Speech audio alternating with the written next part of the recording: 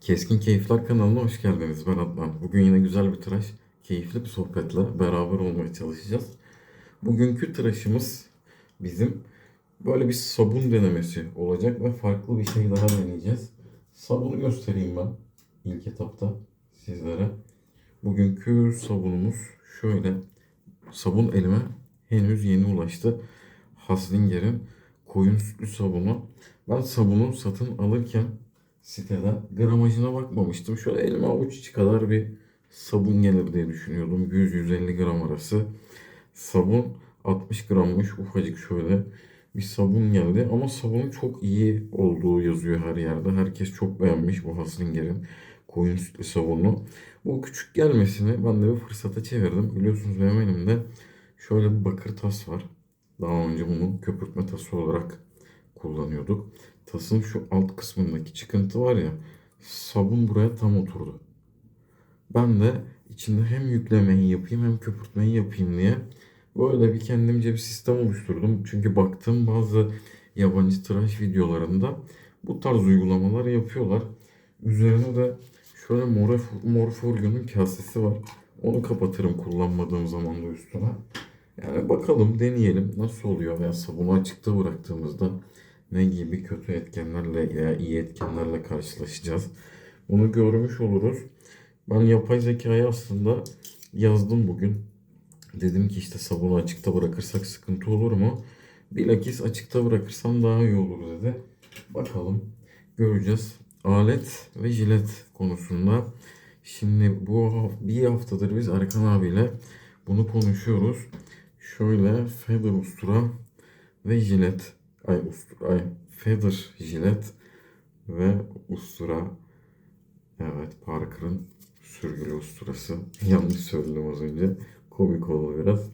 Evet, bunu deneyeceğim. Neden bu ustura? Aslında Ali Bıyıklı deneyecektim. Bir önceki tıraşımda da ben aslında Feather ve Ali Bıyıklı denedim.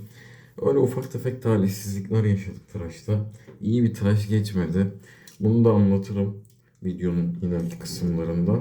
Bugün de bana yükleme yapmak zor geldiği için Ali Bıyıklı'ya böyle kızaklı bir ustura seçtim. Buna yükleyeceğiz. Ali Bıyıklı'ya yakın olsun diye de bu elimdeki bu ustura hafif bir ustura olduğu için Parker'ın. O yüzden bunu alayım dedim. Şöyle ben kağıdın içindeyken kırıyorum jileti. Aslında çok kırmıyorum yani. Genelde biliyorsunuz kırık parmaçal kullanıyorum. Şöyle diğer yarısını da içine atıyorum. İleride feather denemesi yapacağız zaten. 3 videolu. 3 videolu denemeler bence güzel. Benim hoşuma gidiyor. Jileti 3 video deniyoruz. Farklı agresiflik seviyelerinde. Orada belki yine bir ustura da veya bir tek taraflı alette kullanırız kendisini. Evet, şu Haslinger'in kağıdını atalım.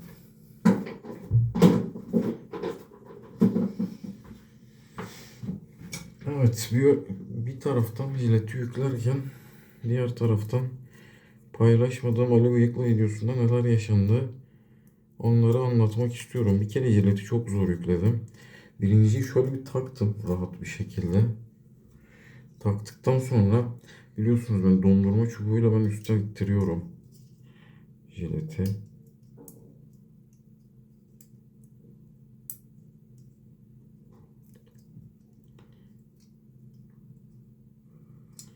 Evet. Şöyle şu şekilde jilet.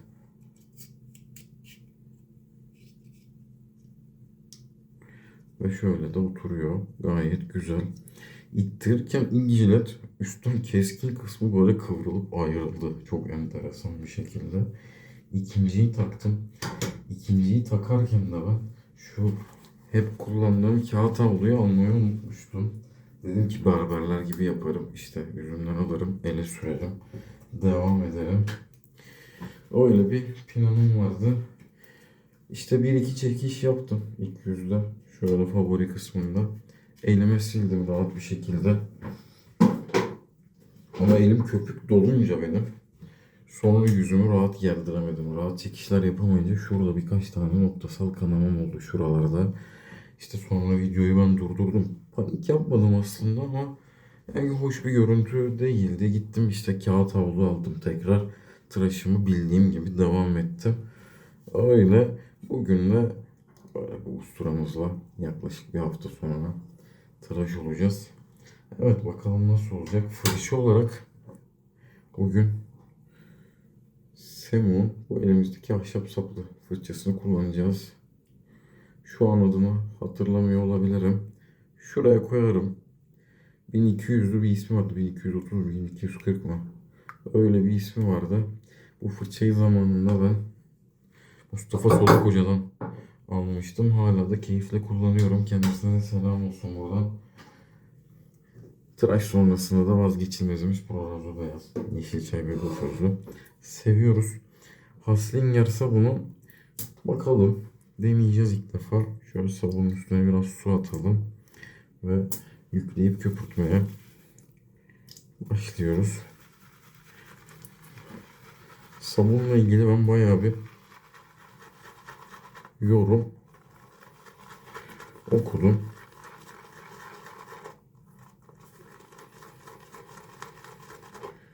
Genelde seviyorlar. Özellikle bu koyun sütlü versiyonu bayağı met ediliyor.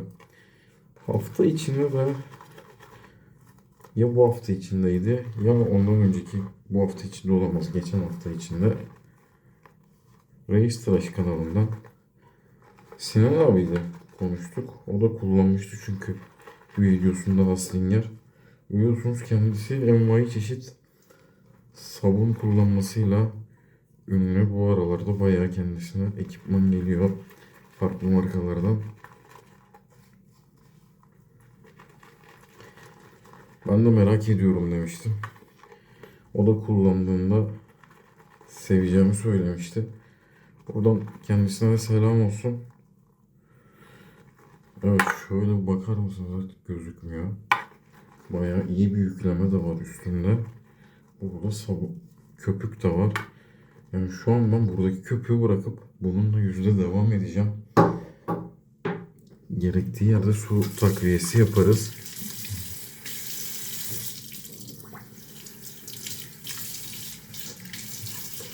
Evet yüzümü yıkıyorum.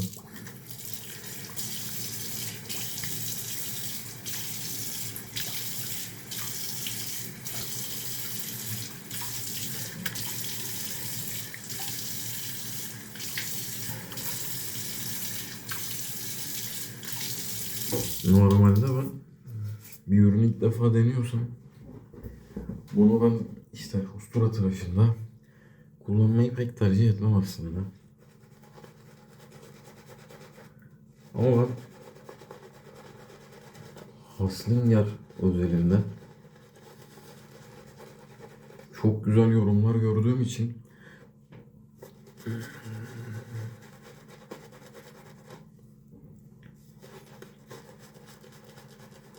sabuna bir anda güveni verdim. Bu video işte hem bazı şeylere değineceğimiz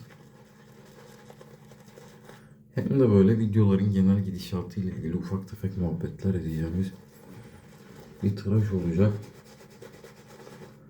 Mesela bir diğer konuşmak istediğim bir önceki Dorko videosu. Dorko videosu benim önümüzdeki çekeceğim videolarda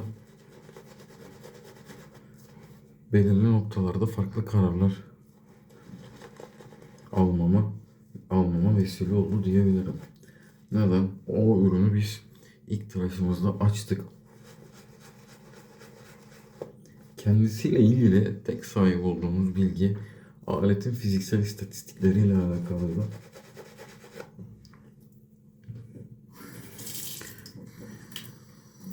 Şöyle biraz su eklemesi yapıyorum. Yani alet nasıl bir alettir? Bununla ilgili de Miloğlu ile ilgili bir bilgi edinmiştik. Tıraşkolik Mehmet Bey'den. Ve gerçekten de öyleydi aslında. Mild bir aletti kendisi.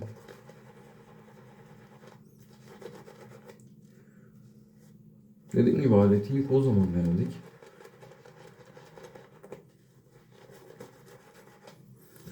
Ve 3 perde bir tıraş çıkardık. Bir nokta haricinde tıraş gayet konforluydu ilk etapta. Ama o videoda da belirttik tabi yani. O tıraş aletle bastırarak tıraş olmak zorundasınız. Tıraş sonrası 2 gün ben normalde hiçbir tıraşımdan hissetmediğim kadar yüzümde konforsuzluk hissettim. Neyi diyorum?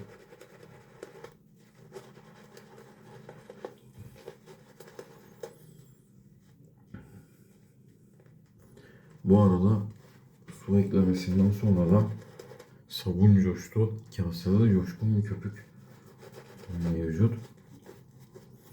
Ve kıvamından da hiçbir şey kaybetmedi neredeyse.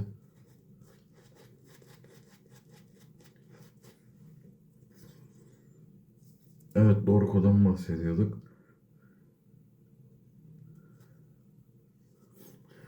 Yani bundan sonra çekeceğim aletleri birkaç kere deneyeceğim. Tıraş öncesi ve tıraş esnasındaki hissiyatlarını değerlendirip ondan sonra videolarını çekmeyi planlıyorum. Zaten elimde kallavi bir aleti yaklaşık 3 tıraştır deniyorum. O da yakında gelir. Tabi araya bir jilet deneme videosu alırız. Onu da yaparız. Bugün böyle biraz ustura tıraşı olalım dedim ben. Çünkü bu aralar aslında mild aletlere merak salmıştım. Elimde işte olan mild aletleri kullanıyordum. Dedim ki bugün bu ustura tıraşı olalım.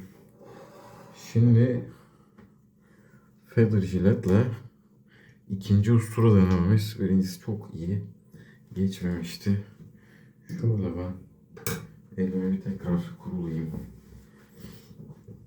Yüzümüzde güzel bir köpük var. Evet, başlayalım.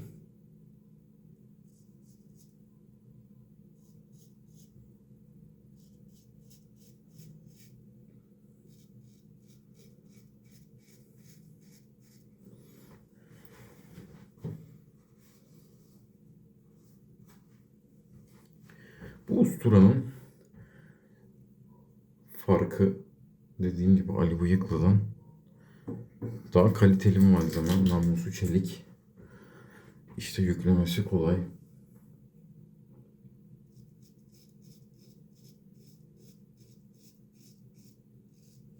Ama bir tane daha işlevsel bir özelliği mevcut. Nedir bu? Namlu boyu çok uzun.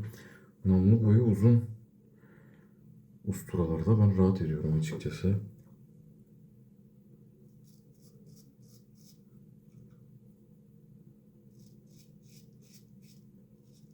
Bir önceki tıraşımda, ustura tıraşımda yaptığım bir hatada dedim ki ya hani böyle berber gibi elimin içine biriktireceğim. Berberler mesela benden daha dik açıyla yüzde tıraşlarına devam ediyorlar. Evet, burada ufak bir kanama yaşadık yine. Evet, orada sivilce varmış galiba. Sivilceyi üstten aldık.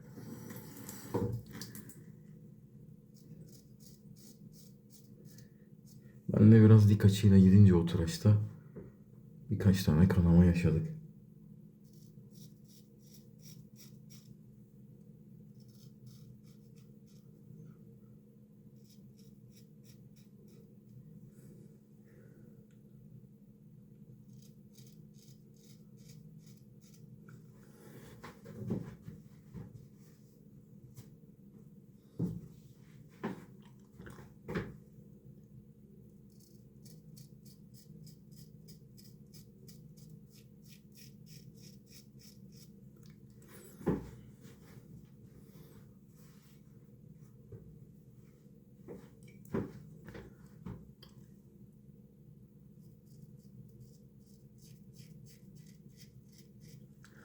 Dudak kenarlarını çenede aşırı dikkatli olmaya çalışıyorum hep, biliyorsunuz. Çünkü buraları sıkıntı.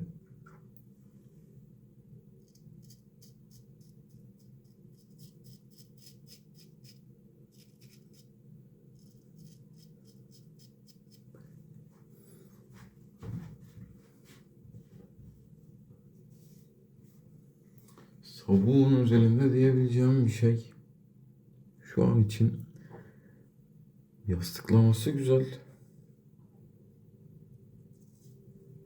Kayganlık olarak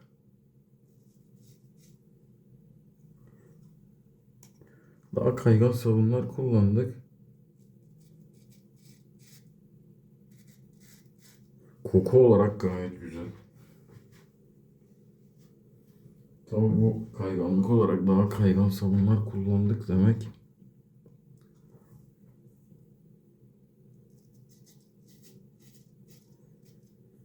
İlk tıraşa mahsus bir şey aslında.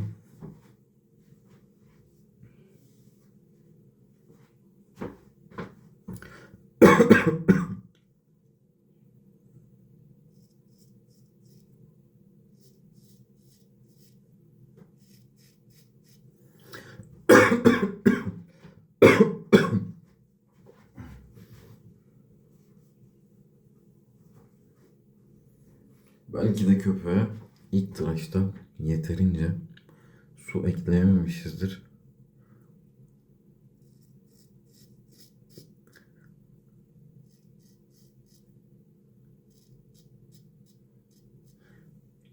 Bunun için birkaç kere daha deneme yapacağız.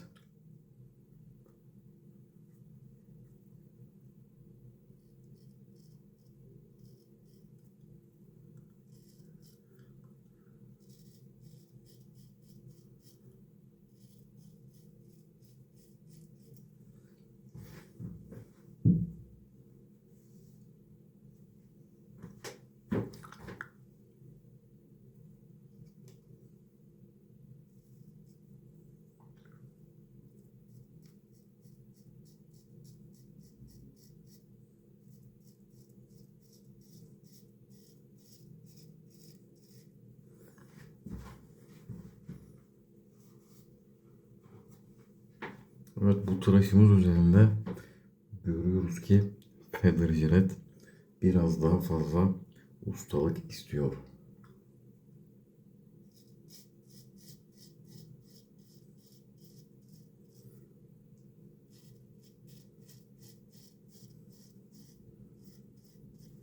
Özellikle çene bölgesinde.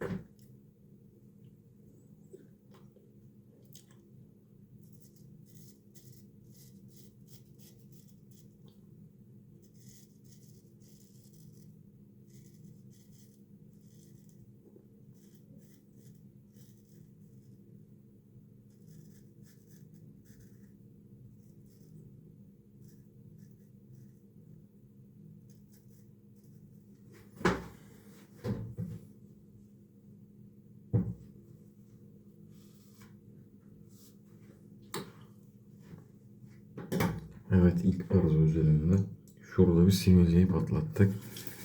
Şurada ufak bir çizik var. Şuraya kan nasıl geldi hiç bilmiyorum, inanın. Orası kanamıyor. Evet, yüzümüzü yıkayalım, sonra devam edeceğiz.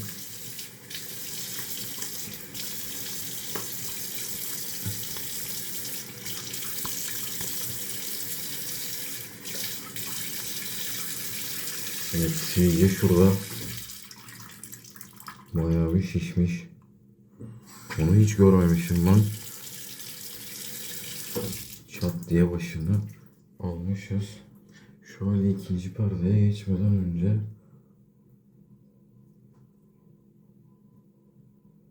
hafif düzeltmeler.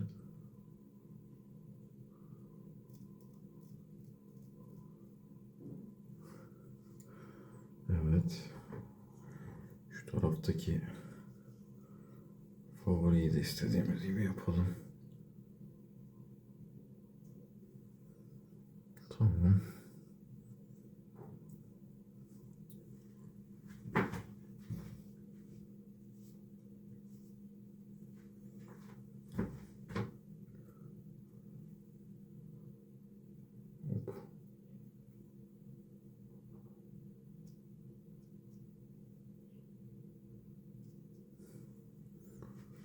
Tamamdır.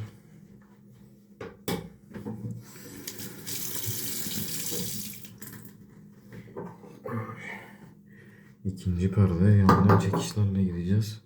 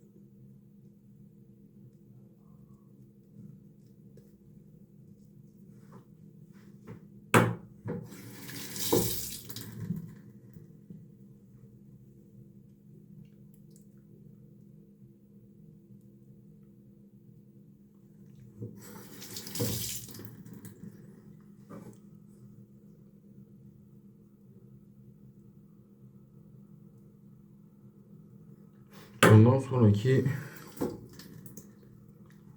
videolar konusunda biraz konuşacak olursak envanterimize yeni birkaç alet eklenecek.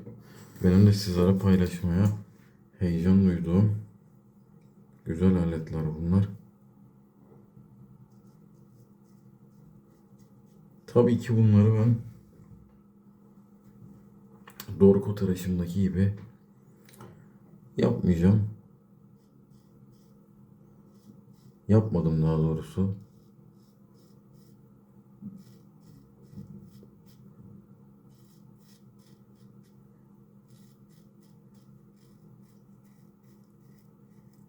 Deneye deneye bu aletleri ben incelemek istiyorum son videoda özellikle. Yani videosunu çektiğimizde.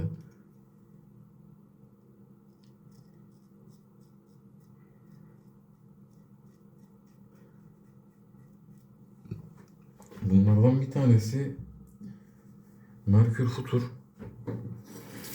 Yani ilk gelecek alet odur herhalde.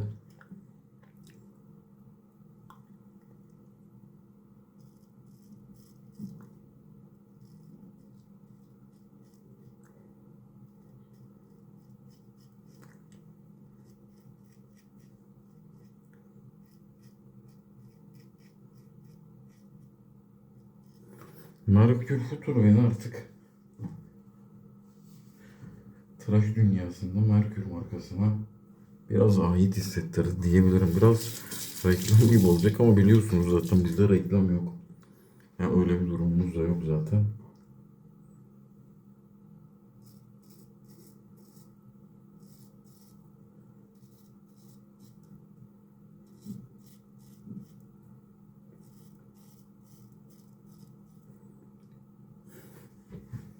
Neden böyle bir düşünceye girdim? Biliyorsunuz daha önce anlatmıştım. 34C benim için bir dönüm noktasıydı Rimail'den geçişte. Ve hala 34C'yi severek kullanırım. Güzel bir alet. Kendisi benim için.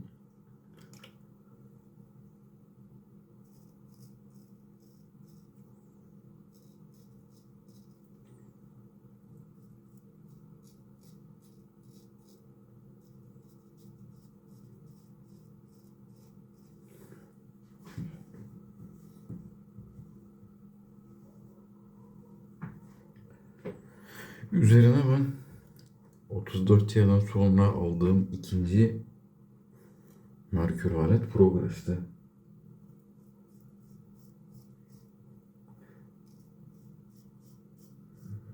O benim Rockwell 6C'den sonra kullandığım ilk ayarlanabilir aletti farklı seviyelerde. Ve benim için çok etkin bir tıraşı muhteşem bir konforla veren güzel bir aletti kendisi.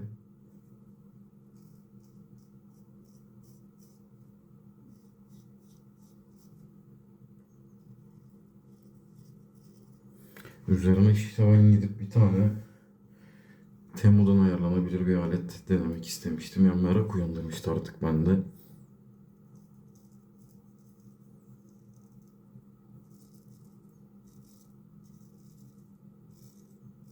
Ayarlanabilir aletler diyebilirim. Üzerine gittim Rex Ambassador'u aldım. Üzerine de en son Futura aldım işte. Yani Rex Ambassador'un da yeri ayrıdır. Ama Futur, hop, az kalsın kesiyorduk. Yüzü. Evet, bitirdik.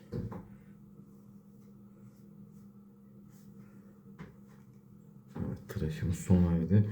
Futur ve Progress bende farklı bir yere sahip. Ben 42C'de aldım. Onu da çok seviyorum. Daha önce dedim dedemin jilet tıraş aletine benziyor. İlk slant aletim 37C. Şu an tek slant aletim o ve onu da severek kullanıyorum. Yani Merkür aletlerin hep bende bir yeri ayrı açıkçası.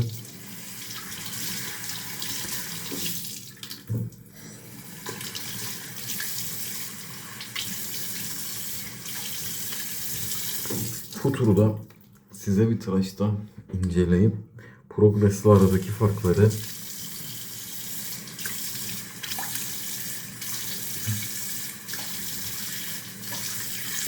tıraş hissiyatını böyle hep beraber deneyelim istiyorum. Onun da videosu gelecek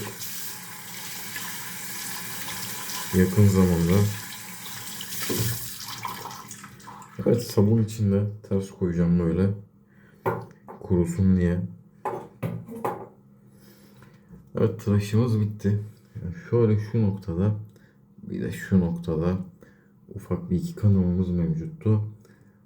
Şu an için bir şey yok. Yüzümüzdeki konfor iyi sayılır. Ama perma şarapla mesela şuradaki kesik diyorum, çiziyi yaşamamıştık. Çünkü Feather biraz keskin bir jilet.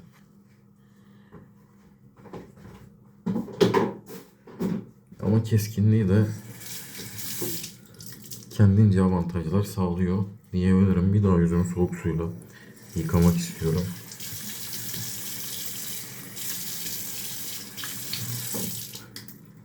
Evet, tıraşımız sona erdi. Haslinger sabunla ilgili söyleyeceğim şey, evet, çabuk köpük yapıyor. Bugün onu anladık. Ama en doğru köpüğü ben Haslinger'le bu tıraş özelinde elde etmediğimizi düşünüyorum. Bir dahaki sefere içerisinde yükleme yapıp yanına başka bir tasla istediğim kıvama getirmeye çalışacağım. O yüzden ilk seferinde şöyle savundur, böyle savundur demeyeceğim arkadaşla ilgili. Bir sonraki tıraşımızda yine Haslinger kullanırız. Belki de futur tıraşımızda. Bugünlük tıraşımız böyleydi. Ha, bu arada videolarımız artık hafta sonları geliyor. Biliyorsunuz pazar ya da cumartesi atıyorum. Genelde pazar atmaya gayret ediyorum. Hafta içi video genelde atamıyorum işte. İş güç yoğunluk sebebiyle. Bir süre bu şekilde devam edeceğiz. Yani ben olabildiğince her hafta sonu video atmaya çalışacağım. Evet, yakın az tarihli diyelim. Şuradaki kesik ve şuradaki sivilce ve şuradaki çizikler. Fena bir tıraş geçirmedik. Evet, ben balzamı süreceğim videoyu kapattıktan sonra. Umarım izlerken keyif almışsınızdır. Hepinize iyi seyirler. Hepinize iyi bir gün, güzel bir tıraş diliyorum. Kendinize iyi bakın. Hoşça kalın.